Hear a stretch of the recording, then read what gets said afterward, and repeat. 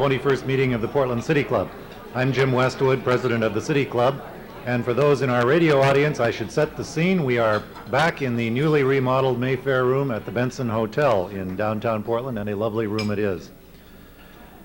The first order of business, as always, is introduction of new members, and we have two new members seated in the audience today. I'd like them to stand, and we'll welcome them to City Club when I've introduced them both. First is Christine Wildschut, hairstylist, makeup artist, self-employed, and Sief Wildschut, president of Sief's Photography Incorporated. Welcome both of you to City Club.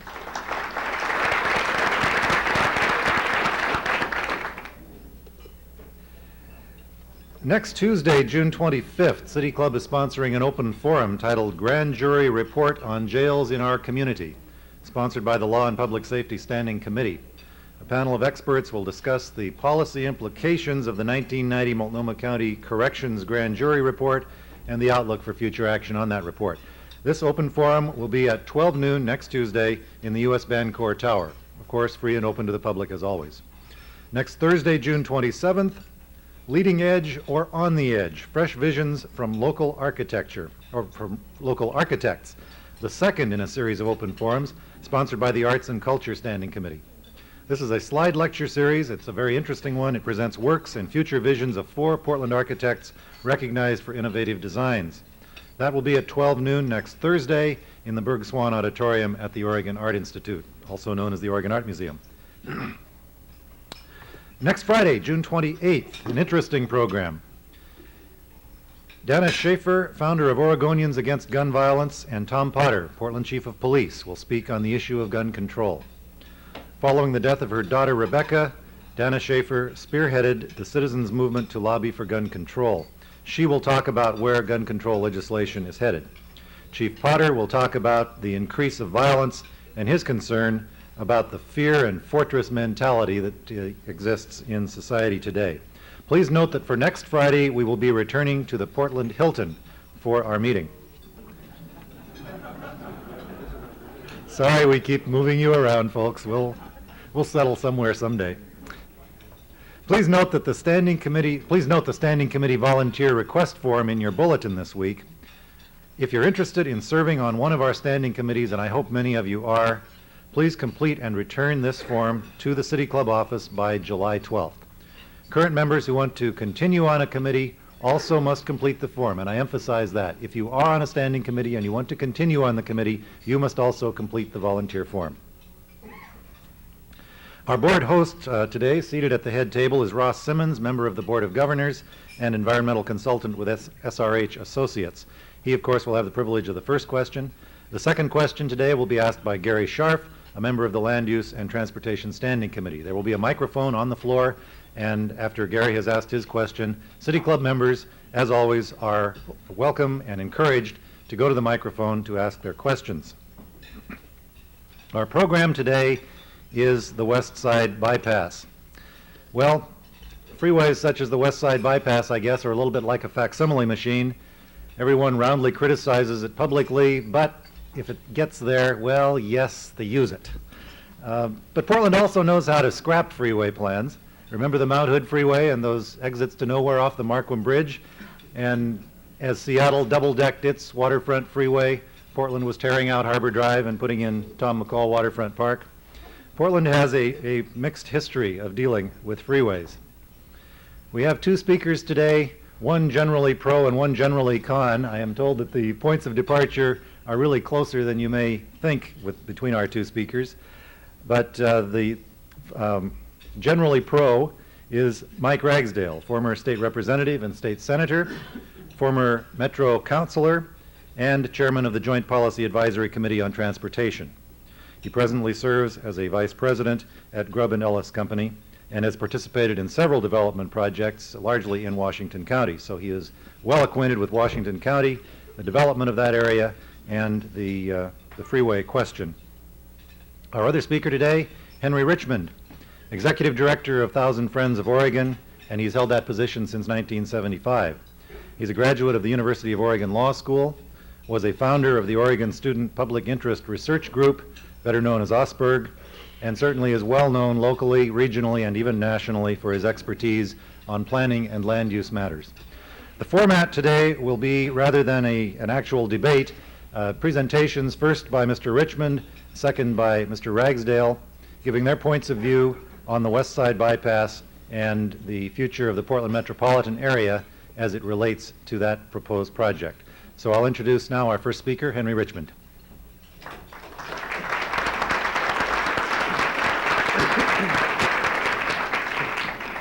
Thank you. Mike and I talked on the phone this morning, and we had a misunderstanding about the significance of a flip of a coin. I asked him to flip a coin, I would call it, and then whoever won would choose who could speak first. But I thought we were flipping to see whether the bypass was going to happen or not. And when I learned that it was merely to see who spoke first, I said, well, if that's all it was, I'll speak first.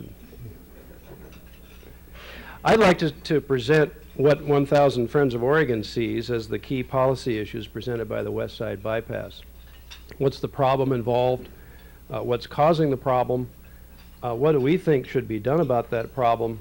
And what are we doing to act on our own recommendations? First, I think the basic issue is to assure mobility.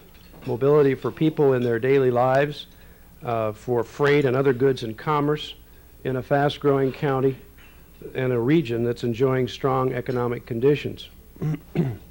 Unfortunately, the Portland area is beginning to see not mobility, but the kinds of congestion that other U.S. metro areas are choking on.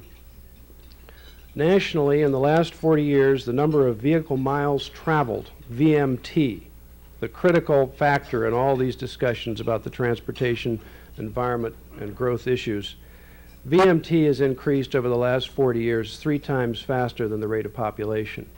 In the last 20 years, the number of cars and trucks on the road have increased 3 times faster than population. What's the result of more people driving more cars, more miles? In 1984, Americans spent about 1.2 billion hours stuck in traffic.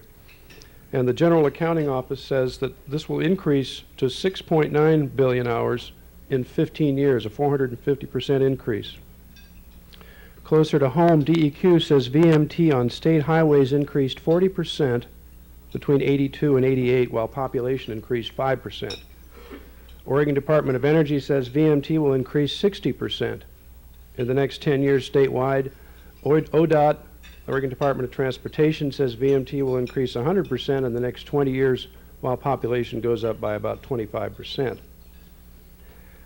These increases in vehicle miles traveled are so powerful and overwhelming that they're outstripping critical national policies designed to counter the consequences of increased auto use.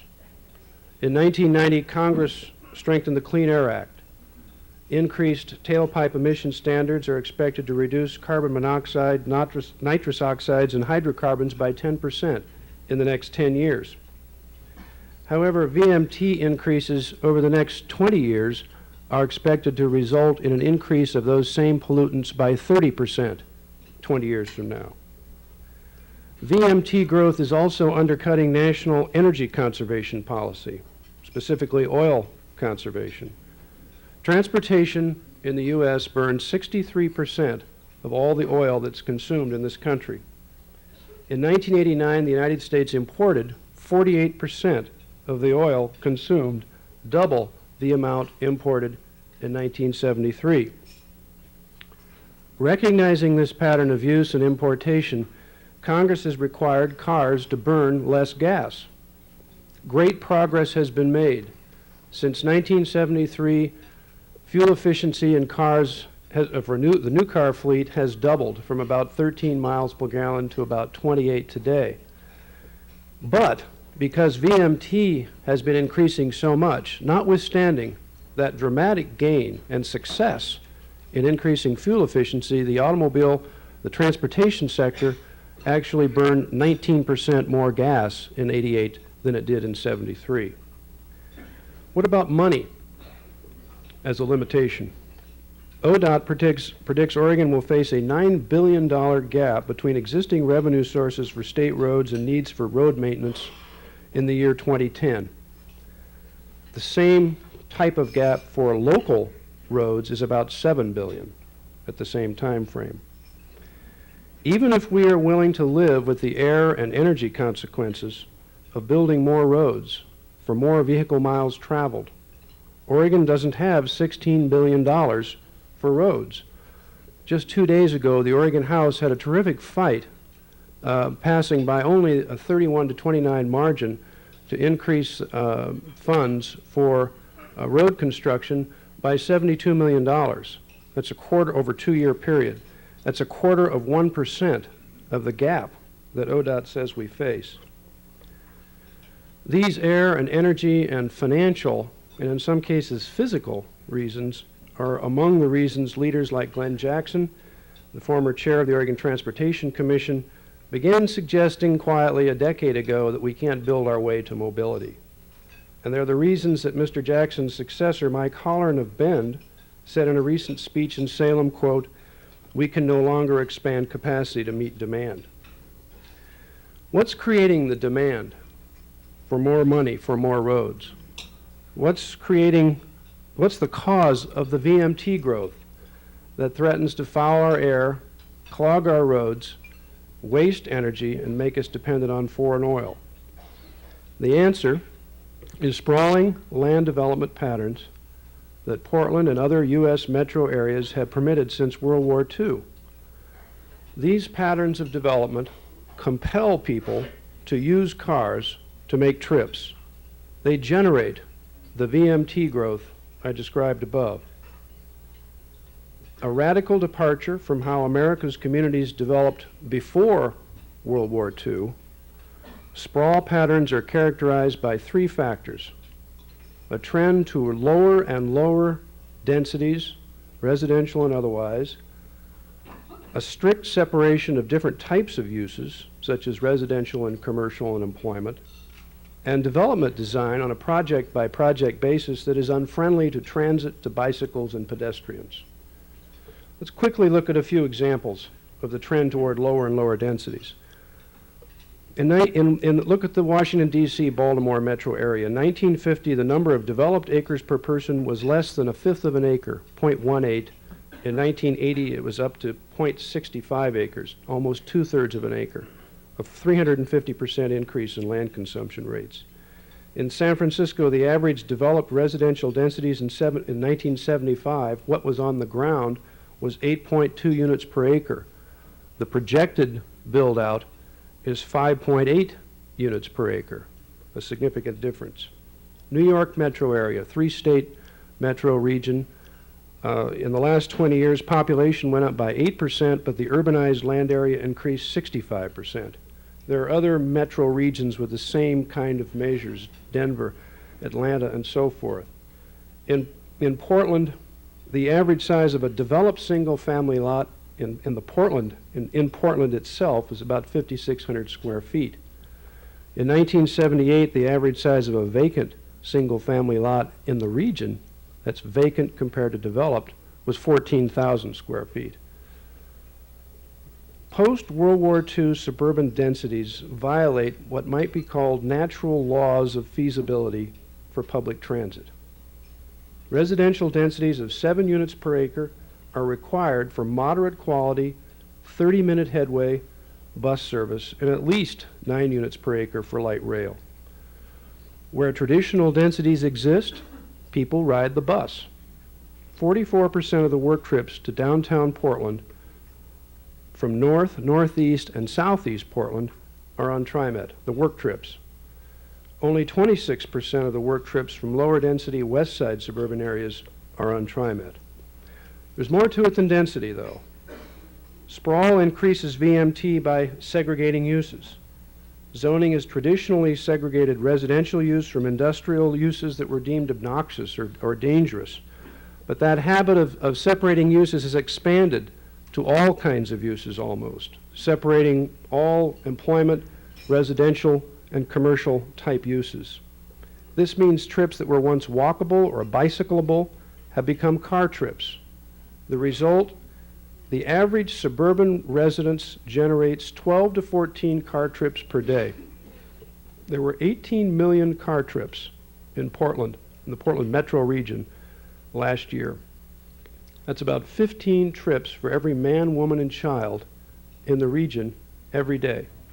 It's the equivalent. Credible research shows that if more mixed-use development were permitted, leaving aside entirely increasing densities, car trips per person in suburbia could be cut by 18 to 25%. The third element of sprawl that increases VMT is development design. If the design of an individual development project is hostile to transit or bicycle or pedestrian use, efforts to reduce vehicle use will fail even if we have feasible densities and mixed-use projects. Take a low-rise apartment across the street from a mixed-use shopping center with employment and retail opportunities. If there's a 4-lane road between those two with ditches on each side and no crosswalks and a 50-acre parking lot of asphalt between the road and the shopping center, people will drive, not walk, to those kinds of facilities. These are the reasons that we believe the main issues presented by the Western Bypass are land use issues. The study concluding the bypass is needed takes the future pattern of development resulting from existing land use policies as a given. And if those patterns of development eliminate transit as an option, and if the computer says the existing zoning will generate a lot of car trips and VMT, then the only appropriate response to prevent congestion is to build more capacity. We asked the Land Use Board of Appeals a few years ago to reverse decisions of the county and metro to change existing comprehensive plans to allow the bypass. We did that not because we believe no form of circumferential transportation capacity should be built in western Washington County. Rather, we sought review because an exception wasn't taken to the statewide planning goals when the plans were changed. We think that's an important problem because an exception must be accompanied by consideration of alternatives, including alternative land use policies that would reduce the necessity of people to take car trips, policies that would still fully accommodate future development and economic activity. What are alternative land uses that can reduce VMT? Are they feasible in terms of public acceptance? Can local governments fund them? We have initiated an 18-month nationally scaled project to answer these questions. In the same time frame as the current Oregon Department of Transportation bypass study, our project will demonstrate how alternative land use patterns can be integrated into transportation decision-making.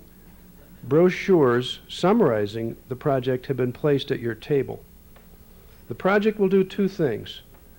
First, the computer model most widely used by U.S. metro regions to plan transportation investments will be enhanced. The improved model will better measure the effects of land use policy changes on bicycle and pedestrian use. It will also better measure the effects of the transportation system itself on land use. Dr. Steve Putman, of S.H. Putman Associates Philadelphia, is part of the consultant team of this project. He is in Portland this week, working with Metro staff to enhance Metro's computer model. He met this morning with 35 technical people from ODOT, TriMet, and local governments. Dr. Putman is here with us at lunch today, and Steve, will you please stand? Thank you. The second and primary aspect of this project is to articulate and analyze alternative land uses in the bypass study area. The project has retained a nationally recognized community designer and architect, Peter Calthorpe, of Calthorpe Associates in San Francisco. Using the same baseline data as the current ODOT study, Calthorpe will design alternative land uses in 115 square miles of Washington County, emphasizing mixed-use, transit station area development and redevelopment around a regional rail system on the west side. The impacts of these alternative land uses on air, energy, housing price, and congestion will be determined by a third member of the consultant team, Cambridge Systematics of Boston. Cambridge will also estimate the costs of the transportation investments needed to carry out the alternative land use policies. Cambridge will also estimate how much the alternatives will allow households to reduce transportation expenses, currently running at about 20%. Our instructions to the consultant team are very simple. Give us a land use alternative that creates more mobility, cleaner air, affordable housing opportunities, and less energy consumption at the same or less costs than the bypass and other planned transportation investments in the study area. The project will produce 7 interim reports and 2 final reports, 1 technical and 1 for broader public distribution. We believe and hope that the results of this analysis will show that public funds will be better spent to meet the region's mobility needs by improving existing arterials and by building public transportation facilities than such funds would be spent on a western bypass that we believe would greatly reinforce the costly, auto-dependent system now in place. Whatever the results, we believe that the underlying analysis will be the best that could be made available, and accordingly we're prepared to live with the project conclusions on the issue of the desirability and feasibility of the western bypass. We are pleased that the Oregon Department of Transportation, Metro, TriMet, local government officials in the region are supportive and cooperating actively in the project. We'd be happy to provide copies of the project work plan to anyone who is interested. Thank you very much.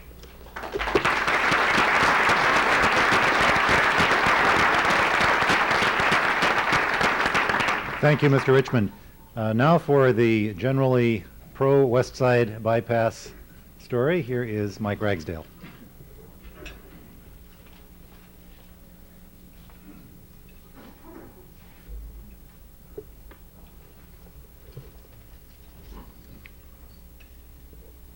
When Henry and I were invited to make this presentation, the request was for us to debate.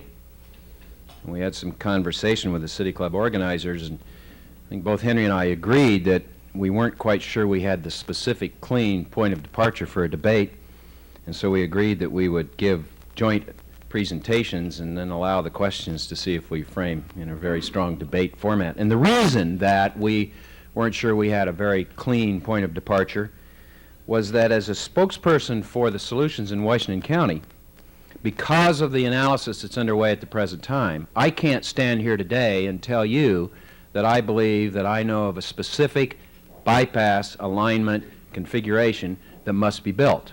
And in order to have a sharp debate, you have to have that sharp a departure. Let me tell you what I do believe, let me tell you why I've arrived at those conclusions, and let me tell you where I do think that Henry and I do depart. First thing that you have to talk about when you discuss the question of the Western Bypass is what has recent history caused in Washington County, what will that continue to cause, and what are the impacts on the traffic. It's frequently lost that this region has made some decisions that very dramatically affect Washington County. This region has determined that Washington County will carry the largest share of the growth that is coming to this region. Now, the primary reason for that is available developable land.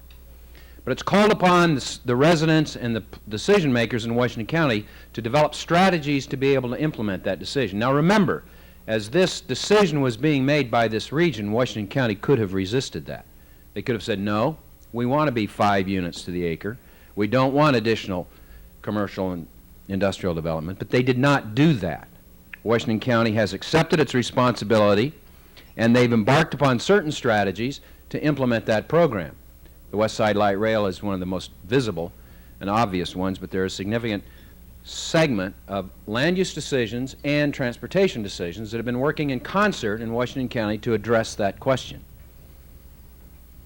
I'll tell you, one of the difficult things in preparing this presentation is the amazing amount of statistical information that's available, and I could get bogged down in that. I'm going to try and resist it, but I do have to quote for us to get this into context, the issue of Washington County's resolve to meet that responsibility, some of the numbers and how they're relevant. It's generally accepted, and I'm not going to say these numbers are accurate. These numbers give you senses of perception and of scale. They're not precise.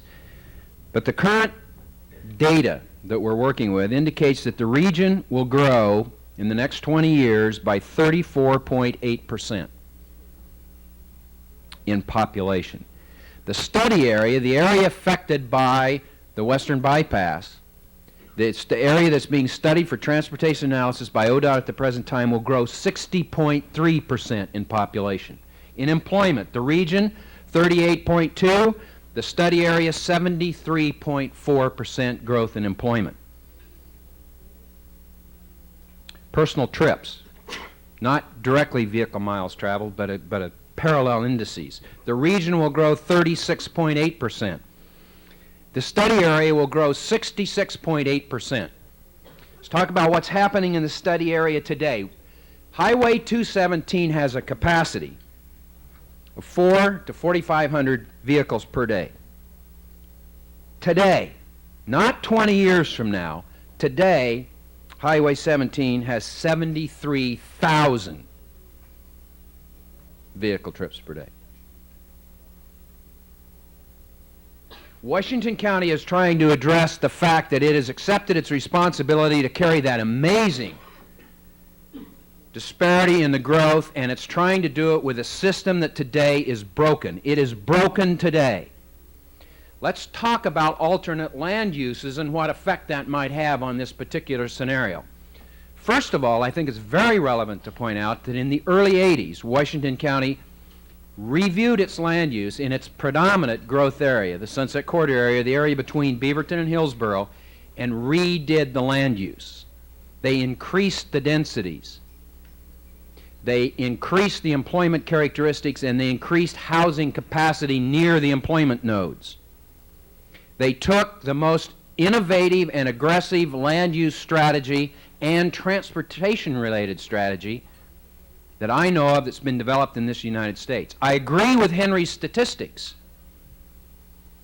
but I question if you're going to draw conclusions about national statistics and national models, you need to very carefully look at what was called the 185th East-West Study and the resulting land use plan that was adopted that implemented those current strategies vis-a-vis higher densities, housing development near employment centers, and transportation systems to support that process. Transit, not light rail, transit requirements were significantly increased in that land use study over any other study in the region, any other area in the region, and I believe over any other in the United States of America. And the reason that I stress that is the context that we're looking at what's going on in Washington County today. And let me tell you a little bit about what's been done in the way of analysis. I'm not going to show you all the reports. What I want to share with you is just a little bit of what's gone on. In 1984, there was a Westside Corridor Task Force appointed by Washington County Board of Commissioners. This task force, which was independent of the Board of County Commissioners, made the recommendation that Washington County could not function without improved north-south circulation. Following that, after incredible amount of study and analysis and regional consensus through the Joint Policy Advisory Committee on Transportation, the JPACT process, Metro adopted the Southwest Corridor study that arrived at the same conclusion. In 1989, following the court cases that were cited, the Thousand Friends issues and the questions that had been raised about the land use planning and the transportation planning, Metro updated its regional transportation plan with the 1989 update, again going through that regional consensus building, and arrived at the same conclusion. Let me tell you what is obvious to me. If Washington County receives any portion of that growth that's projected, its existing transportation system cannot function. That means there must be new transportation systems developed in Washington County if it's to grow at all. Let's say it doesn't reach its growth that's projected. Let's say it's dramatically lower. And interestingly enough, if we go to higher densities, it's going to have higher growth than we've talked about. If we do nothing, we will have gridlock. If we do nothing, we will stop growth in Washington County because those geographically mobile companies and individuals that can choose to be where they want to be will not come to gridlocked Washington County, and our regional goals of employment and economic gain, which relate to livability, will not transpire. So we must do something. The critical issue in Washington County is the fact that the transportation system has grown from farm to market, road system. Visualize it, if you will. I don't have a map here, but visualize, if you will. The Washington County grid system is east to west. And there are two reasons for that. Primarily, that's how the markets developed. The market for the farm produce was at the transportation node, which was the Willamette River, and the market was bringing the produce into Portland for distribution to the markets or that existing population center. The roads were built east to west. There was another consideration. There's some topographical problems with the technology that existed as the farm-to-market roads were being developed. It was very difficult to get over Cooper Mountain, Bull Mountain. Still difficult, but much more achievable today. The system in Washington County has no north-south capacity except 217, and 217 is dead now. Now, you could 8-lane, 15-lane 217, I suppose, and say that you were going to address the solution. I don't think Henry would recommend that. I certainly wouldn't. What you really need to consider is what is a logical, reasonable transportation system. And I don't have to cite studies for you to agree with me. I believe that if you're going to build a transportation system, even if you're building a transportation system that is primarily transit-oriented, you've got to have the feeder system that links the communities together so that you can make that work. And you cannot do it without both east-west and north-south. Now, I'm not recommending a full grid system. I'm not suggesting that we need to have a north-south arterial every 4 or 5 miles. What I am saying, it's obvious, and the studies have consistently confirmed it, and the regional decision has consistently confirmed it. Washington County, to meet its responsibility to the region, must have additional north-south capacity. And Washington County is already, remember, Oregon is one of the most innovative land use states in the nation. Washington County's higher densities, their transportation-sensitive land use 185th East-West study, already embarking on those steps that Henry would have us take. I endorse the steps that he is offering. I agree with him. We must do that. We must do demand management. We must figure out a way to charge more for peak time usage. We must do more ramp metering. We must do more to stop the vehicle miles traveled or slow it down, and still we don't have capacity. We've got to build additional capacity to make transit work and to make our communities work. To me, that's obvious. There are those who say we don't need more roads. Now, by the way, I want to be very careful about terminology here. I am not advocating a freeway. If the analysis shows that we must have a freeway, then reluctantly I will support that. A freeway to me is a through, an interstate concept. It moves traffic through the community. The need in Washington County is not to link from I-5 on the south to I-5 on the north as 205 does. We have adequate north-south regional linkages. The need in Washington County is not a freeway, it is a significant arterial. And you understand where the word arterial comes from. It has the same source as the word artery. It's necessary for life. It's necessary in Washington County for economic life. I'm not saying that we must build 8-lane divided freeways. Let me tell you what I think personally ought to be built.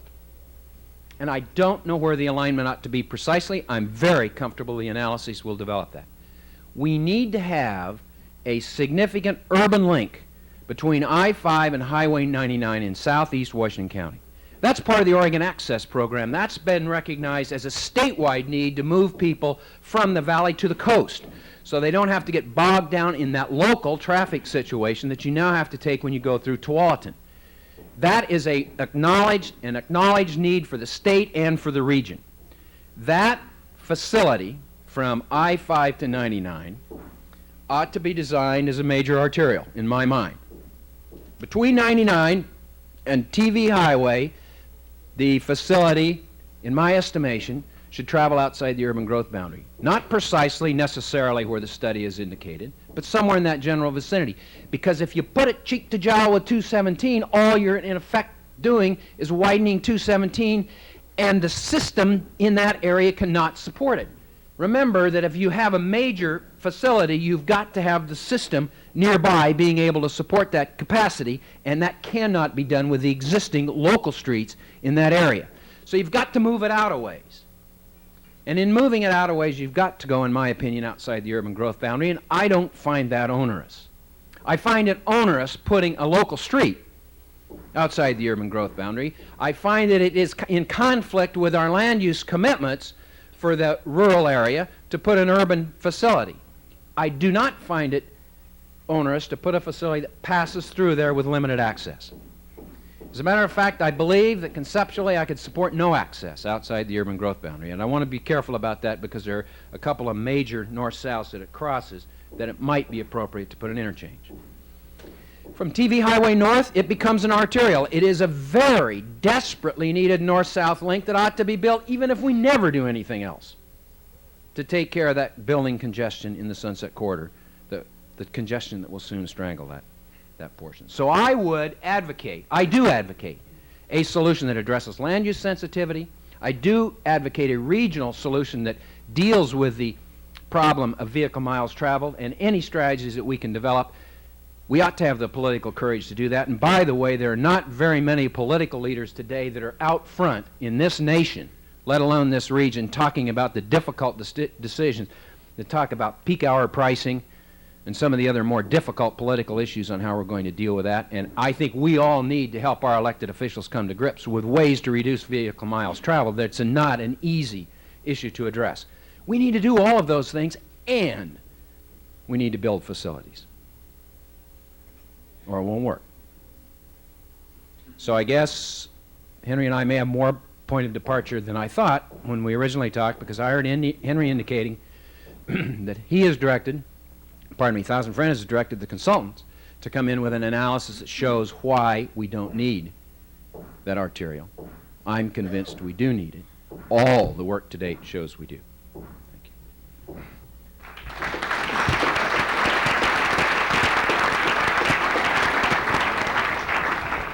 Thank you, Mr. Ragsdale and Mr. Richmond. Comes now the question and answer portion of our program. If you would like to ask a question in writing, there are forms on your tables.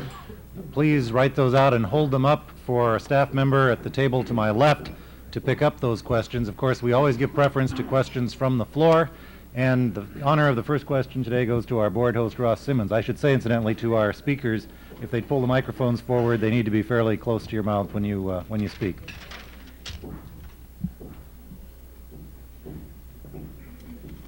Thanks, Jim.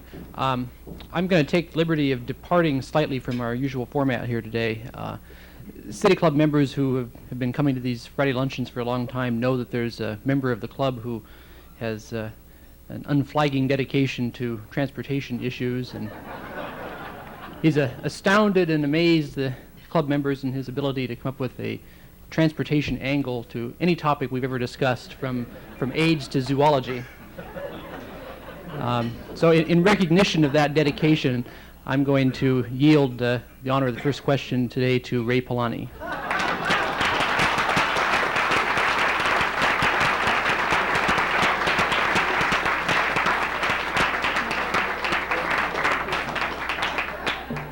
The question is, can I be humble enough? How can I do it without blushing? No, honestly, I think I have a question, and I think I'm going to address it to Mr. Ragsdale. Crucial north-south movement in Washington County. Tualatin, Tigard, Beaverton, Hillsboro. Highway 217. Immediately adjacent to it, the underutilized Southern Pacific line. Why not spend 1/10 of what we intend to spend on the Westside Bypass, buy the line from Southern Pacific, and install shared use 3-4 freights a day. We need freight movement and commuter lines on it. That would answer a lot of the problems. But somehow or other, it has been constantly refused by Metro, by Washington County, and everybody else. And don't tell me that Southern Pacific will not sell. They are in it for profit. It is an underutilized line. They'll be delighted to sell it, retaining shared use. And let me remind you that all over the world, including the U.S., passenger service and freight service use the same lines. Why not, Mr. Ragsdale?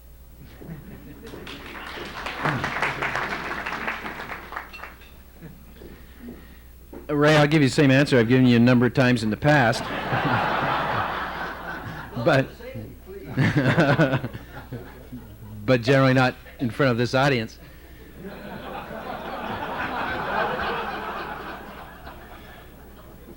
When you or others can present the decision makers with adequate evidence that such a strategy would significantly impact the problem, can be shown in such a way that the ridership and the usage would be adequate to justify the proceeding ahead, I would support it. To date, I've not seen any evidence that indicates that, Ray, you and I differ significantly on this. I understand that. I don't agree without better evidence to back it, your belief of the acceptability of that facility. To date, there's been no persuasive, from my opinion, I know my opinion differs from you, there's been no persuasive evidence to indicate that the usage and the capacity of such a facility would have a significant impact on the transportation problem. Mr. Richmond, would you like to respond to that question? No, not really. The second question will be asked by Gary Scharf, member of the City Club Land Use and Transportation Standing Committee. Yes, this question is directed primarily to Mr. Ragsdale, but I would also appreciate a comment from Mr. Richmond. In the course of your remarks today, you alluded to reliance in the past on innovative land use planning. It appears to me, however, in comparing your remarks with Mr. Richmond, that there are significant differences in what kinds of interactions between land use and transportation planning are appropriate for managing the kind of growth that our area is facing. Let's assume that the ODOT study, informed as it will be by Thousand Friends Project, does come to support some alternative to a bypass. Is it your view that if that alternative is selected, that there should be some attempt to supersede a bypass through the legislature?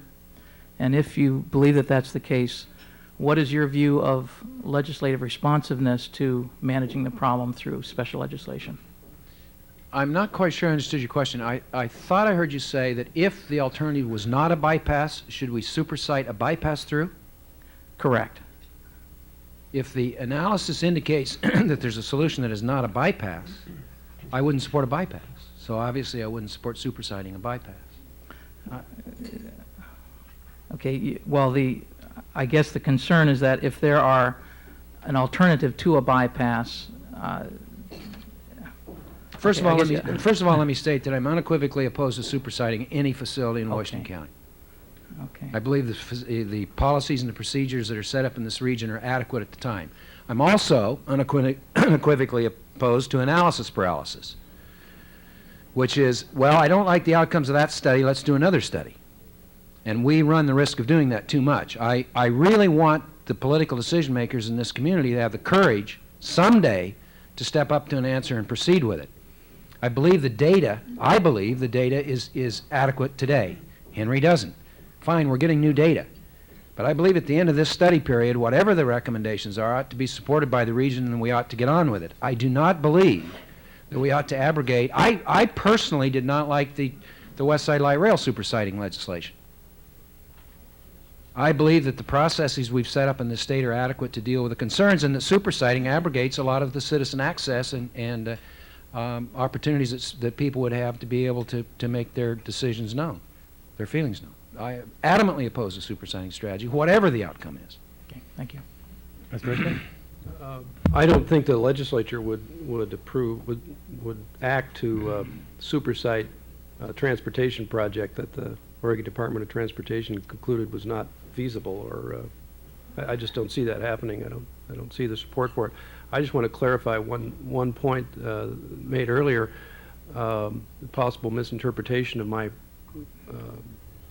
description of the instructions that we've given to the consultants with respect to coming up with an alternative that is cleaner air, less energy consumption, and so forth. It's not an alternative to the bypass.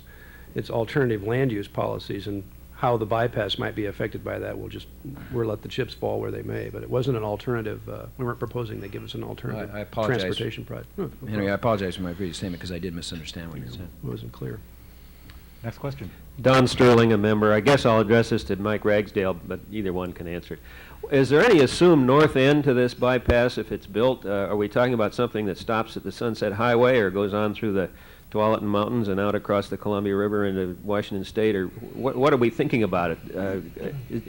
Is there any degree of thought of, I heard somebody say that it would not be another I-205. Is it generally agreed that it would not carry interstate traffic? Don, I'll answer that since you addressed it to me. I suspect Henry has an answer also. My personal feeling is the urban growth boundary is immediately north of the Sunset Highway, and beyond that, there's no urbanization planned or significant urbanization.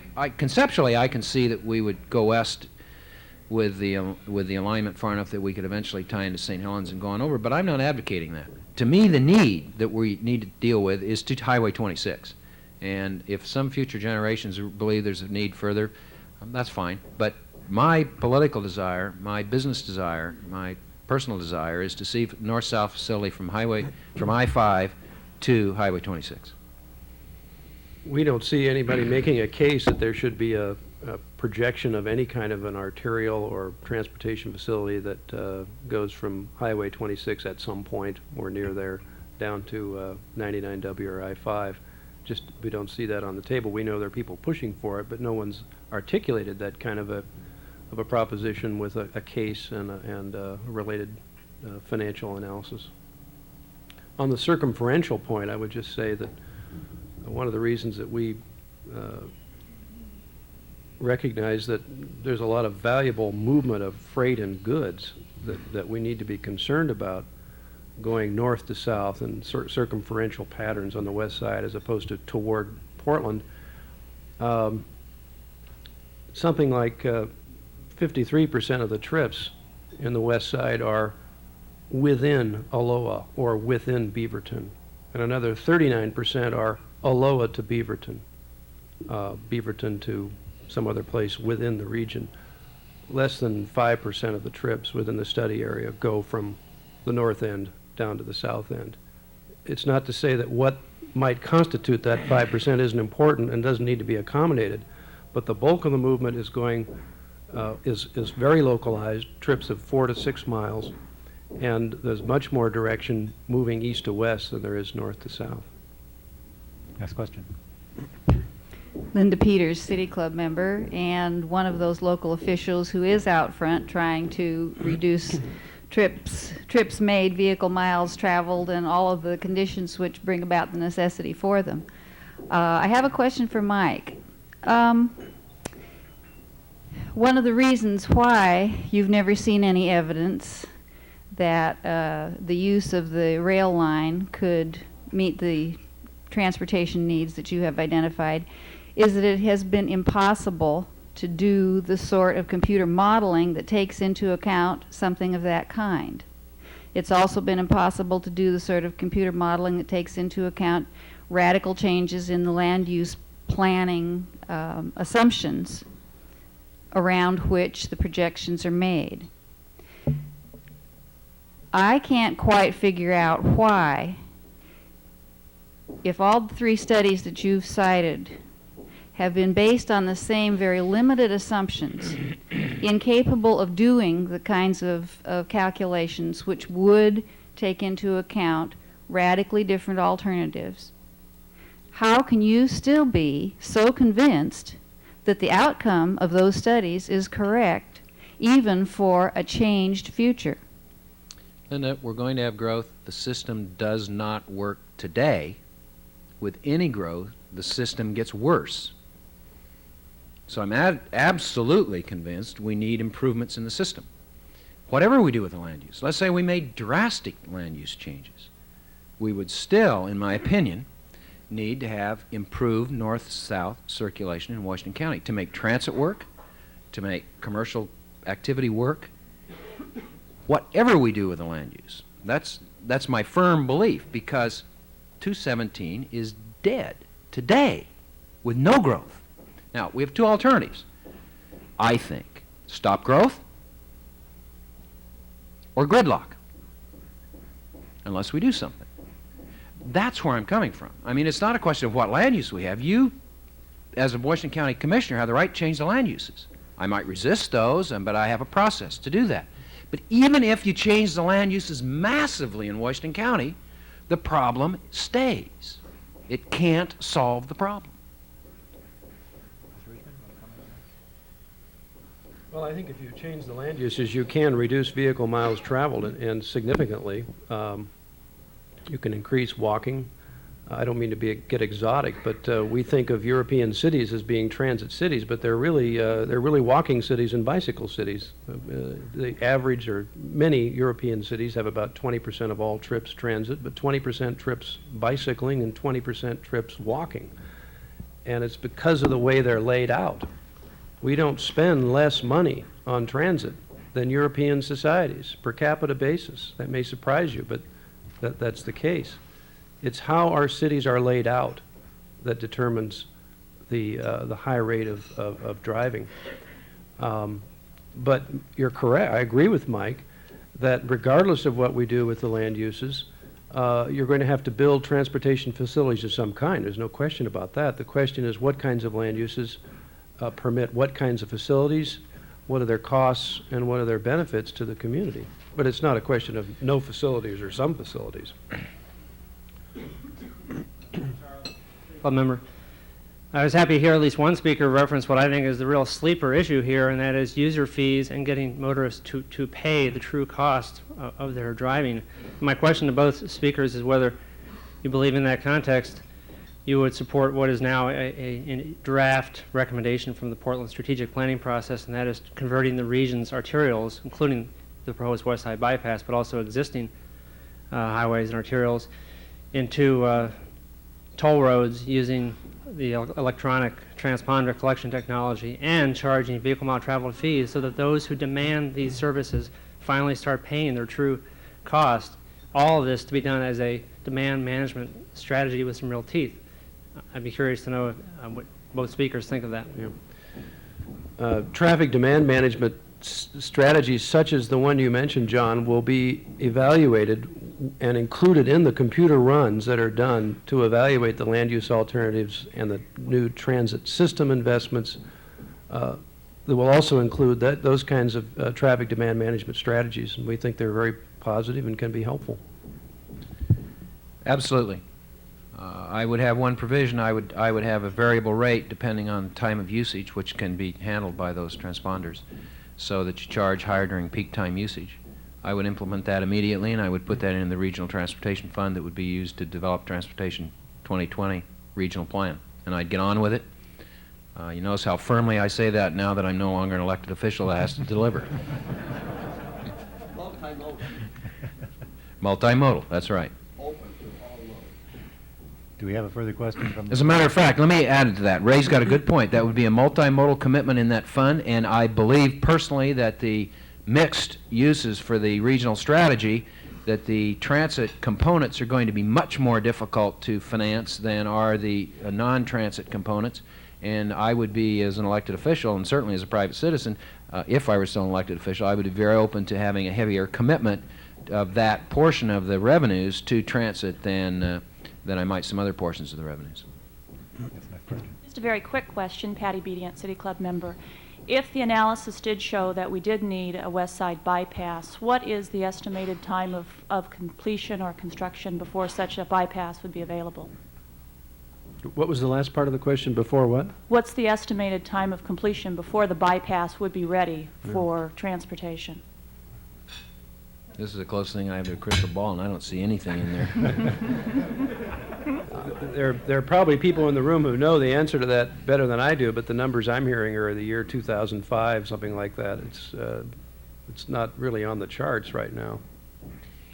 Let me respond to that without an answer, because I don't have an answer. It's painful to me that whatever decision we make, let's say this region agreed almost unanimously on an outcome. It's painful to me how long it takes to implement those decisions. You've got to get into the ODOT 6-year plan. You've got to get past court cases, which anybody can bring, whether they represent a very small minority and have grounds or not. You've got to get through a process that is so arduous that it makes good public policy decisions almost impossible to implement, particularly if you have a change of financing environment during the period that you're trying to get ready for the financing. I'm not as concerned, to be honest with you, about the solutions that we come out of with all the studies as Thousand Friends and others work together, what they are, as I am on how we're going to finance them. Steve Shellen, member, and that leads to the next question. We took a run at the gas tax 20 years ago, I guess, or 18 years ago. Question is, would you support amending the constitutional provision with regard to the gas tax, both of you, or either of you, in order to devote a portion of that money to transit in the metropolitan area and possibly the Willamette Valley?